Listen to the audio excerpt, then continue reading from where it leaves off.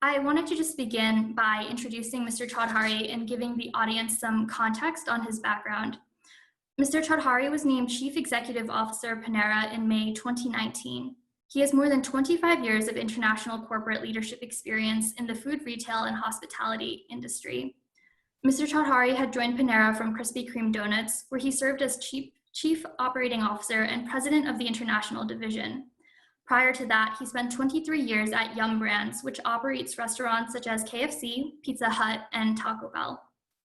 In the past, he served in a number of positions, including President of Yum India, and most recently in the role of President of KFC Global, where he was responsible for 5,000 stores in 50 countries with $5 billion in revenue. As a student who frequently eats out at the Panera right across the street from Princeton's campus, I am so excited to be conducting the interview with you today. And just given the events of the past few months, I'm sure that the students can take away a lot just from your leadership in response to COVID-19. And so with that, I'll just dive right into the questions. That's great, Amy. It's great to be here. Thank you. So to begin, can you let us know how you first got started in the food and hospitality industry? So first off, I think it's great to see this wall of all these faces here in Zoom land. And just by show of hands, how many of you know and love Panera bread? Oh, you're being very nice to me. That's a full house. I think I only had Ladislav not raise his hand. Come on, man. Anyway, just kidding.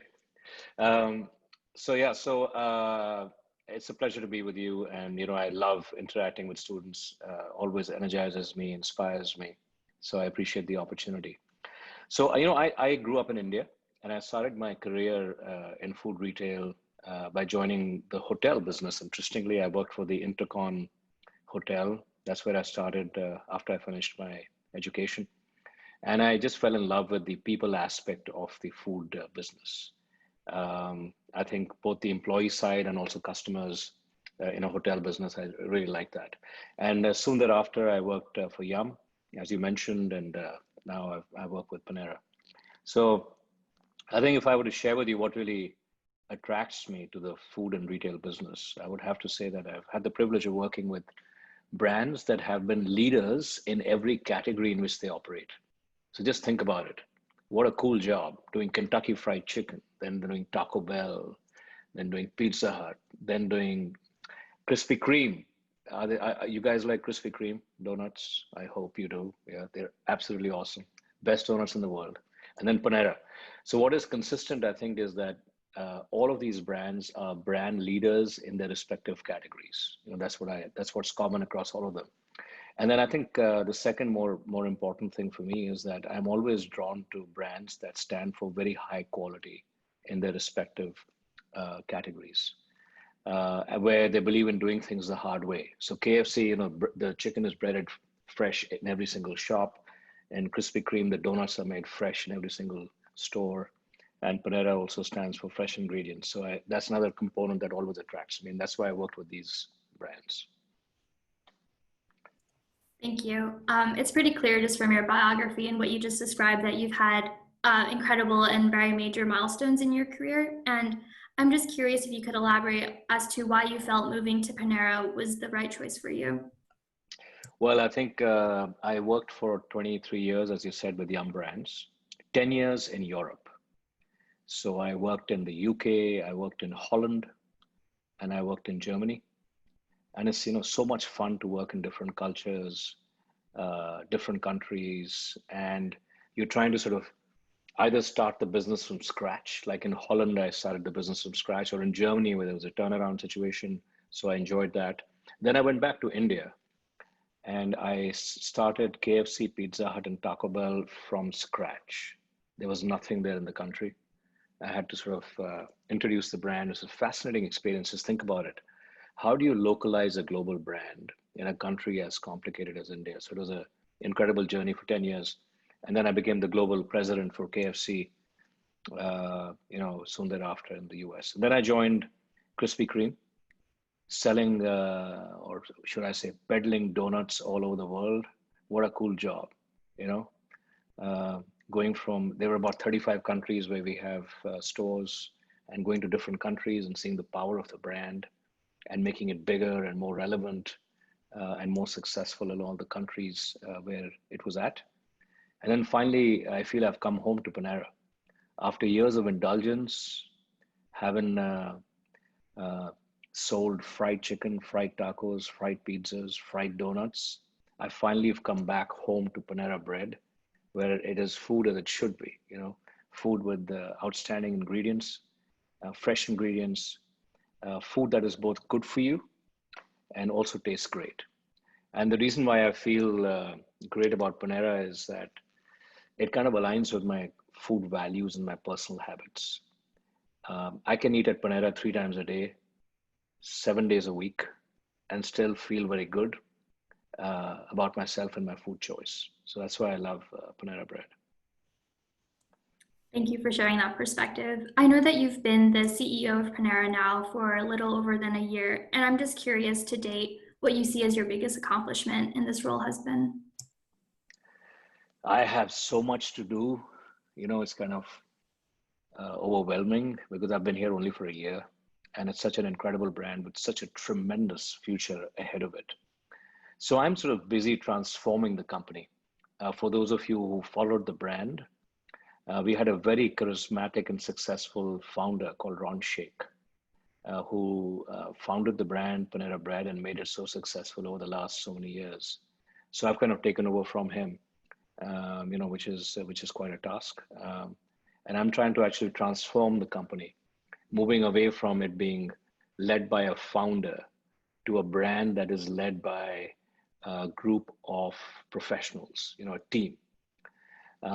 So in that transformation journey, I think my single biggest accomplishment till date, and I want all of you to remember this one lesson, which is the most important lesson in any leadership book for any company that you will steward. It all begins and ends with people. If you get the right leadership team in place and you build the right culture, you will then be able to achieve the results that you desire. So I really feel that, you accomplish results through strategy and execution. Execution, I would argue, is even more important than strategy. I don't know how many of you agree. Anybody who disagrees and thinks strategy is more important? Show of hands. So it's obviously you do disagree, Vinay. That's good. So I think ask me a question about it once we finish. I love disagreements. I think execution is more important, and execution for me is a function of right people doing the right things the right way, and that's how you win. And therefore, my accomplishment in the last 1 year has been I've actually had the privilege and pleasure of handpicking my leadership team, and I've just finished that. So I've got a brand new leadership team with some of the best talented leaders from companies like Kraft Heinz, Under Armour, from Coke, from Dunkin' Donuts, from Yum Brands, from CVS, and all of these people are attracted by the potential and possibilities at Panera and the culture that we're trying to build. So I think I find it very energizing, very exciting that I have finally the team that can help me unlock the potential and the transformation at Panera. That's what I'm most excited about, my team. Thank you for sharing that. I think one thing that is related to the team building currently is right now a lot of the audience is just conscious of the fact that we're all in online classes because of COVID-19, and we've all just been curious about the effects the pandemic has had on other industries. And my question is twofold. Were there any experiences in the roles you've held previously at Krispy Kreme or Yum that prepared you to handle Panera's response to the disruptions that COVID-19 has caused for sit-down restaurants? And secondly, how have you and your team approached the strategy that you're creating in response to the pandemic? Thank you. Well, the pandemic, none of us were prepared for the pandemic.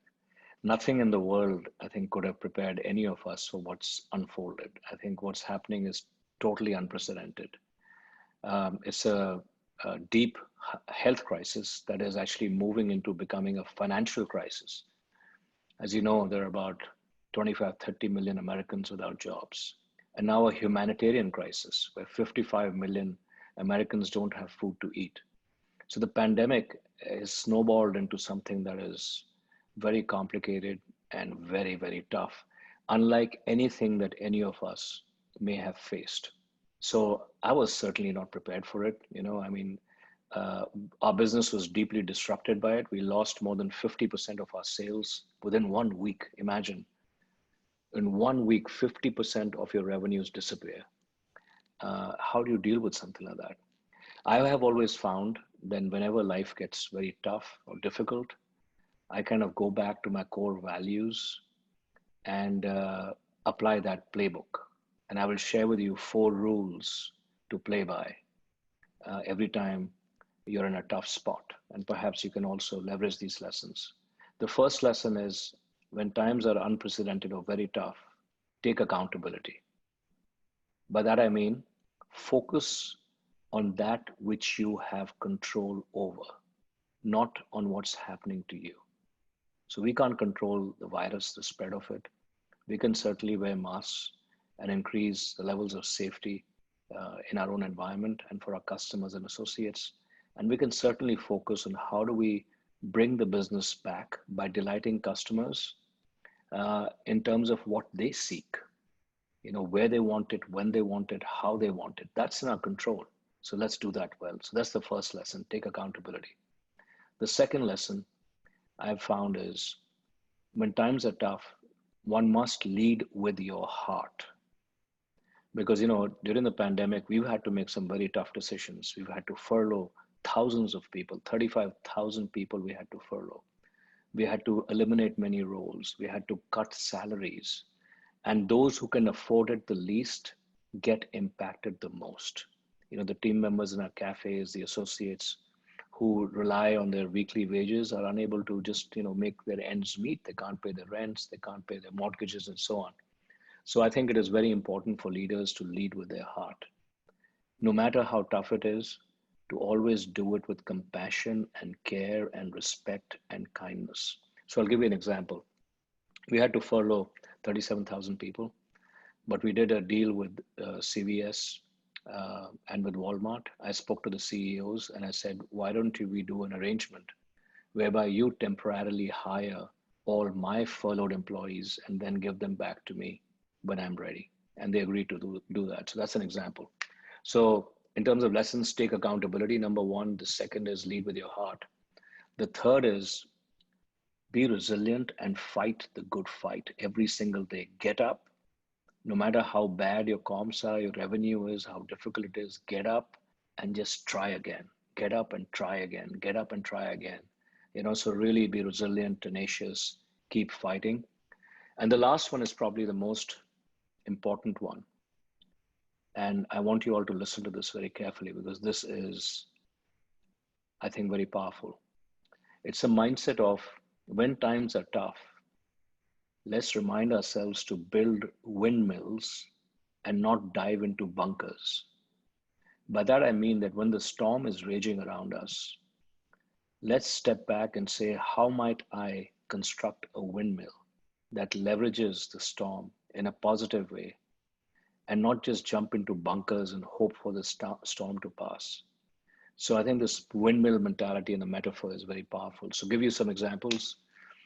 In a short period of time during the pandemic at Panera, we launched a new line of business called Panera Grocery in 10 days.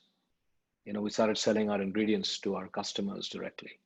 We launched curbside pickup in 7 days across 1,000 cafes because it was a windmill. It was an opportunity to serve our customers. So those are the 4 important lessons I would say. Take accountability, lead with your heart, fight the good fight, and build windmills and not dive into bunkers. I'm sure the audience really appreciates those pieces of advice.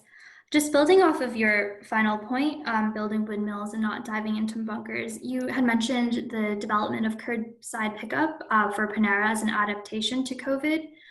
I was curious if you anticipate that these types of deliveries and adaptations for the retail industry will stay even after a vaccine is developed.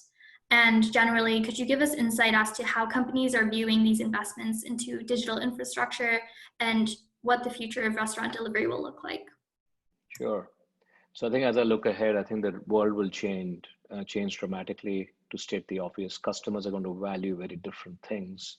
They're going to value safety a lot, and linked to safety is frictionless off-premise access to food, which is enabled through digital e-commerce, which is mobile enabled. That is probably going to be the single biggest trend that's going to happen. Now, fortunately, at Panera, we've spent close to $500 million in the last 5 years to build a digital ecosystem. So we have a pretty sophisticated digital ecosystem.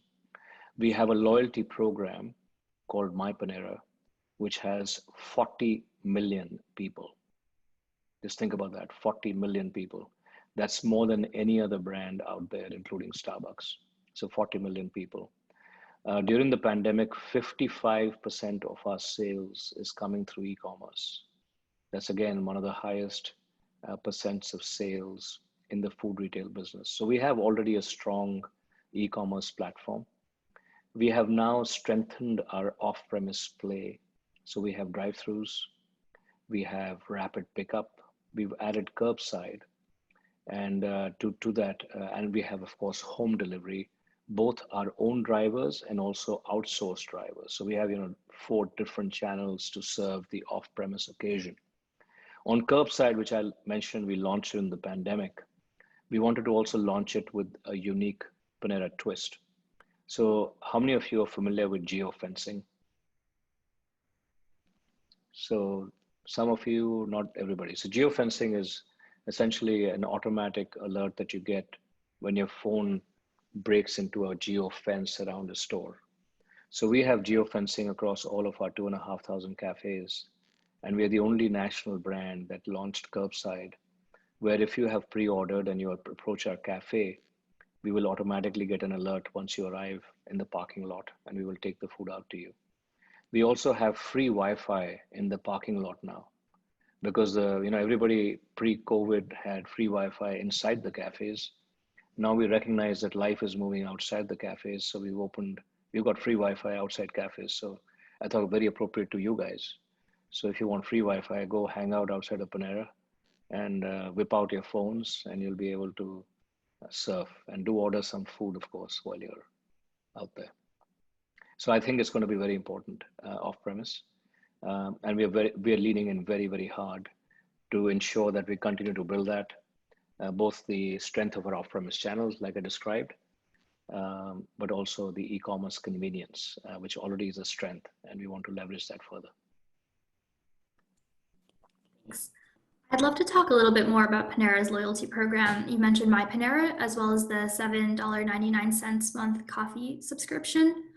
I'm just curious how the team at Panera will continue to grow the numbers, as you mentioned, 40 million subscribers in the coming months and year, especially as the pandemic is prolonged. So how many of you are familiar with the coffee subscription program at Panera? I can see a few nods there. So for those of you who are not, this is an unbelievable deal. So I think the insight is that quality coffee is ridiculously expensive. It's crazy if you have to pay $4, $5 for 1 cup of coffee. Our research tells us that many of you are spending close to $1,000 in a year. And against that, we are saying quality coffee does not have to be expensive. Panera has great coffee, and we're going to democratize great coffee. So you only have to pay $8.99 a month, and therefore $100 versus $1,000, and you can drink as much coffee as you want, whenever you want it, wherever you want it. So that's the idea. And we are very excited about this. We have actually launched this a few months ago, and we're already climbed up to close to 800,000 subscribers, which is phenomenal.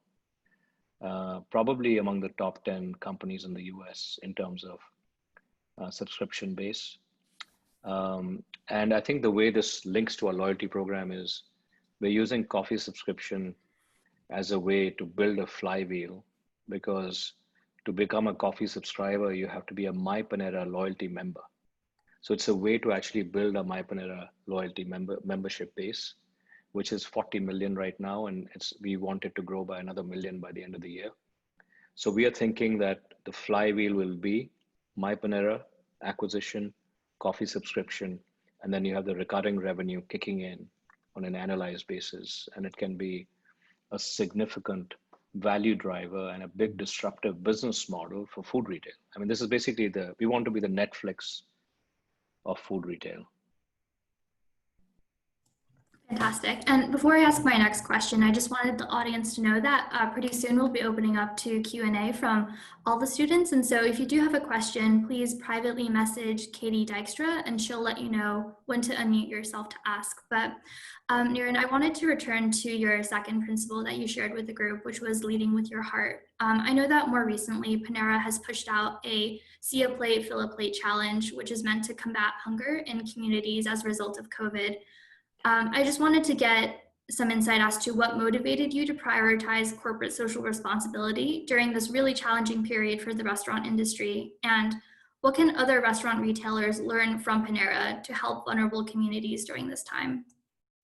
I really believe that in unprecedented times like the ones that we're facing, each one of us as human beings, as leaders, as a brand, as a business, have the accountability and responsibility to be part of the solution and to do something that makes a difference. We can't expect other people to come and solve these problems. We have to step up and do the right thing. And I think that is the intent with which we lead Panera, where we feel that at moments like this, we have to take action that will build trust with our stakeholders around what our core values are, that of compassion and a sense of responsibility for our community. So that is where it is coming from. And I think therefore we moved very quickly and said all the stakeholders impacted by the pandemic, communities impacted by the pandemic, so we must serve them. So doctors and nurses. We served 50,000 meals to doctors and nurses every week in the city of New York at the thick of the crisis.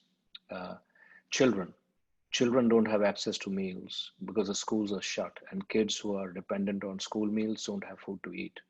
So we partnered with USDA and constructed a children's meal program that we launched in the state of Ohio and other states to feed children nutritious and healthy meals that they were unable to access because of this disruption. And finally, families. I really felt very deeply when I heard that 55 million Americans don't have access to food and that food banks are running out of food as well. And we said, we're a food brand and this cannot be right. And we have to do something. So therefore, we came up with this program called Together Without Hunger. And we pledged that at Panera, we will serve 500,000 families Panera food. We will give them that food. And to raise money and awareness for that initiative, we launched a See a Plate, Fill a Plate movement that many celebrities and many other people, sports people, etc., joined. And we were able to raise the funds required. And we were able to also to make good our commitment of serving 500,000 families who were impacted during the pandemic. So we wanted to step up and do the right thing, like I said, to help and support all those who were impacted so deeply by the pandemic. Thank you for sharing that. I'm sure when you stepped into your role as CEO of Panera a year and a half ago, you didn't anticipate COVID-19 happening, but it does sound as though your team has done a fantastic job of adapting to those challenges. And the last question that I wanted to ask is, what is your favorite order from Panera? Oh, that's a good question. Well, that keeps changing. I used to love the strawberry poppy seed salad. I don't know how many of you have eaten that. It's fantastic. And recently we launched 3 new sandwiches and a new salad. So the bacon chipotle sandwich, the teriyaki chicken sandwich, and the barbecue chicken sandwich, and a barbecue chicken salad. Anybody tried that? Come on, people, where do you live? So I would recommend a barbecue chicken salad and a barbecue chicken sandwich is my current hot favorite. So you must rush out to your nearest Panera, sign up for the coffee subscription, and then order your barbecue salad and sandwich. Thank you. And so with that, I'll just turn it to Katie, who will be moderating the Q&A portion. Yeah, awesome. So thank you to everyone who sent in the questions to me. I think we're gonna start with Vinay and Stone. You guys both had a similar question relating to execution. So I think I'll let Vinay ask his question, and then Stone, if it doesn't cover everything that you were hoping, you can ask as well. Cool, thank you. Yeah, my question was about your point about strategy and execution. So in my mind, if you lack a clear strategy that's built by your team and agreed upon by your team, then the execution itself will be a mess. Like, I'm a rower, and if I have a really strong boat, like a really strong group of teammates, and we disagree on what the strategy for a race will be, it always just goes to shambles in the race because we all end up doing different things. So I'm kind of curious how execution plays a greater role than strategy in that case. Sure. Thanks for that. It's a good question. So obviously, both are important. And I'm not saying you can only execute or you should only have strategy. But in a relative sense, even if you have a bad strategy, but you have the intent to execute, you will end up winning rather than a fantastic strategy and no intent to execute. Because if you have the intent to execute a bad strategy, you will execute, you will fail, you'll get up, you'll change, you'll try again, you'll fail again, you'll get up, you'll try again, you fail, you get up, you try again, because you're so determined to win. That's what I mean. And I think what's difficult is if companies can align and inspire and energize their teams to really execute and they want to win, they will find a way to win. But if you have like armchair intellectuals who think about the best strategy in the world, but they're not able to fire up the hearts and minds of those who have to execute, it won't happen. Thank you. That really clarified stuff. Thank you. Stone, did you have was your question similar enough to that, or did you want to ask as well? It's a different type of question. Okay. So hi, Mr. Chaudhary. So I really enjoy going to Panera, and I've noticed that like every different Panera cafe that I go to, like it all really has like good customer service. And after hearing you attribute success to like execution more so than strategy, even though strategy is important, I was wondering how you can guarantee good execution on every single level, going from like the local cafe all the way up to like executive level. Like, how can you guarantee that execution? So I think food retail, that's the biggest challenge is, consistency of execution in every single cafe, every single transaction, every single day. That's not easy, especially when your cafe general managers are, as young as you are and are, sometimes not that experienced and they're trying to do their best. How do you ensure that? And that's not an easy thing to do. And then you have your associates, they turn 100% in a year. You have to almost hire new people and train them constantly. So I think the way, there are various components to it, but I think to simplify it, it is first defining what excellence looks like. Define your standards. Then you decide how you're going to train those standards in a way that your team members can understand it. Third is, how will you measure compliance against those standards? And fourth is, how will you then correct every time there is lack of compliance? And then there's a virtuous loop. And I think that is kind of the system. There's, of course, it's very detailed and very complicated to ensure that that happens. But that is the principle of it. Right standards, train them, measure them, and then course correct. And of course, I think the overarching what is most important is to have the right leaders doing the right things the right way. That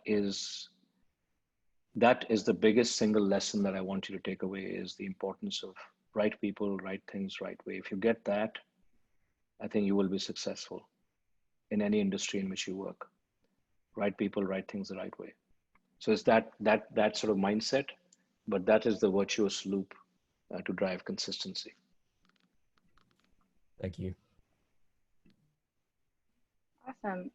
I think the next question will come from Tejas. I'm really sorry if I pronounced that incorrectly. Hi, my name's Tejas. Hi, Mr. Chaudhary. Hello, Tejas. Please call me Niren, by the way. Mr. Chaudhary sounds very odd. Okay. Hi, Niren then. My question is, so my family grew up in Delhi, and I saw that you went to DU. My mom also went to DU. And my question is, how has your upbringing in India, which has a very different economy, a lot of informal elements to it, much different demands, affected your leadership while bringing established brands from the Western world into countries that have very different populations? Yeah. So I think your question is at two levels. One is at a leadership and then at a brand level, I take it, right? So I think brands, how do you localize brands and how do you make brands successful in different cultures other than from the mother country?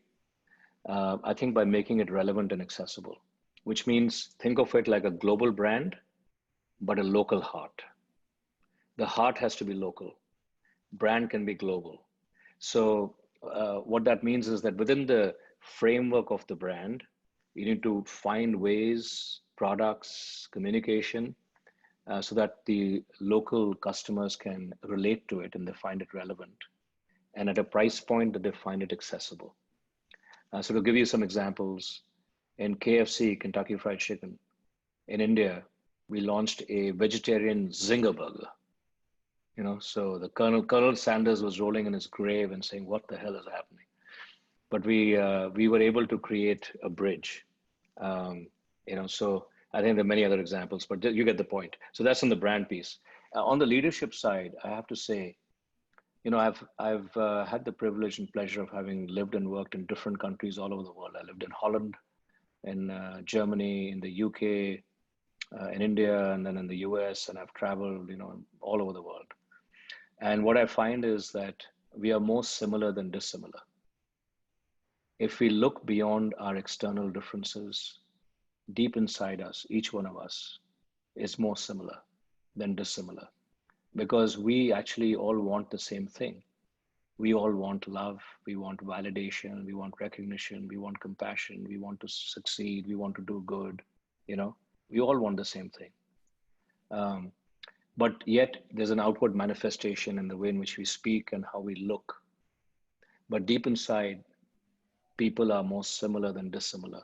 And I think therefore, as a leader, if you can do that and develop the ability of connecting with people by sort of working through the external noise and connecting truly human being to human being, I think you can be successful in any culture. And then I think finally to your question around India, which is a difficult place to do business, I think one has to have clarity of your values. And one of my core value always has been, I will always do things the right way with integrity, be it in India or be it anywhere else. And I've always done that.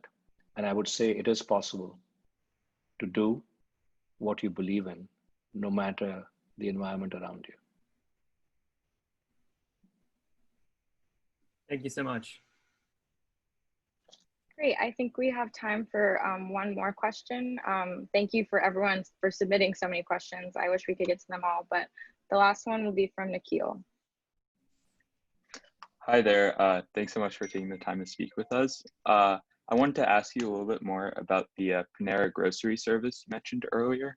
I was wondering how that idea came up, how it was developed, and like what the challenges were in developing something so quickly and with massive scale like that. So I think it's a funny story. The idea came up, the idea was from my wife. So my wife and I were sitting on a weekend trying to order grocery. And this was just when the pandemic was raging. And we didn't want to go down to a grocery store. We wanted to get it home delivered. And the nearest date was 5 weeks away. said 5 weeks. Firstly, we couldn't get our order in. We had to wake up like 4 o'clock in the morning to try and get the order in because it was all jammed. And then we had to wait for 5 weeks. So my wife said to me, what the hell, why can't you do something? You guys are about to write off millions and dollars of unsold ingredients, because our sales had fallen off. We had a big write-off that was there, and customers were clearly wanting ingredients. We had ingredients. We had a delivery service of 10,000 of our own drivers. So I said, okay, this could be a win for us as a company, a win for our associates, a win for customers. So when I spoke to the team on Monday morning I didn't tell them it was my wife's idea, of course, but when I shared with them, I'm just kidding. I shared with them, hey, listen, this is this great idea, and what do you guys think? And they said, we love it. And they said, anything we can do to grab sales is going to help us because we had lost 50% of our sales. So with that crisis came intense collaboration because we all knew that our survival was at stake. If we did not get our revenue back, we may not have a company, or we may not be able to employ our associates, etc. So that galvanized the team to really work in a way that I have not seen before. Normally, an idea like this, a new line of business, can take you 2 years to launch. We launched it in 2 weeks, and it was incredible. And immediately, I think we got a lot of kudos from everybody because we were solving a need. At that time, everybody felt that. And in cities, in big cities where this was a big issue, we saw massive sales. In other smaller cities where it was not such a big issue, it was not that big. And now, of course, it's settled down and it's much lower because life has somewhat come back to normal. But I think to me, it was indicative of a spirit that was entrepreneurial, that you're able to very quickly pivot the business into serving the customer in a way that could benefit the customer, the associates, and the shareholder. Thank you.